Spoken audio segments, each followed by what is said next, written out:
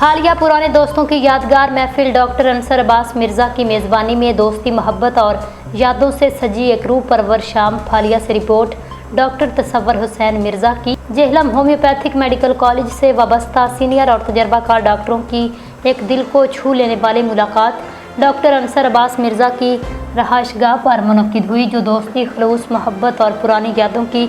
خوشبو سے سجی ایک یادگار شام ثابت ہوئی۔ اس موقع پر دوستوں کی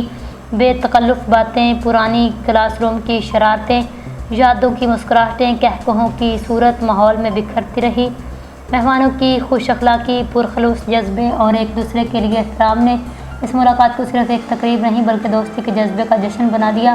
سچے تعلق وقت، فاصلے یا پیشے کی قیود کے محتاج نہیں ہوتے۔